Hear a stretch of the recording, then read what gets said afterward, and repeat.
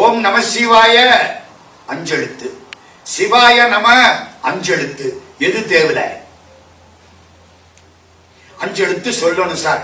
இது சொல்லலாமா அதை சொல்லலாமா?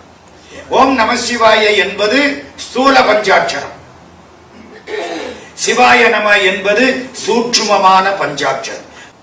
ஓம் நம சிவாயன்னு சொன்னா என்ன சார் கிடைக்கும்? நம்மால அதைத்தானே கேட்கிறேன். என்கடன் பணி செய்து கிடைப்பதேன்னு மாத்திட்டான்.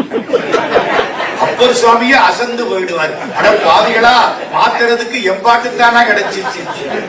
என்கடன் பணி செய்து கிடைப்பதேங்கிறார். என்ன சார் கிடைக்கும்? ஓம் நம சிவாயன்னா என்ன கிடைக்கும்?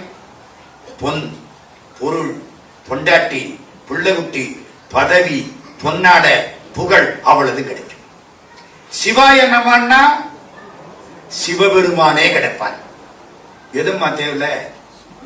சிவாய நம தேவையில்லையா, நம சிவாய தேவையில்லையா?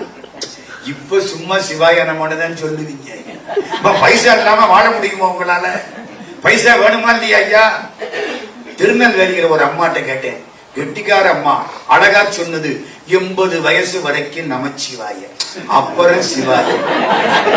என்ன விவரம் பாத்தீங்களா? அது வரைக்கும் பைசா வேணுமா, அதுக்கப்புறம் பரவாயில்ல சிவபெருமான கொஞ்சம் நினைச்சுக்குவோம். திருமூலர் திருமந்திரத்துல சொல்றார், நமசிவாயன்னா இக சௌபாக்கியம், சிவாய நமன்னா பர சௌபாக்கியம். முதல் படி நமசிவாய, அடுத்த படி சிவாய நம.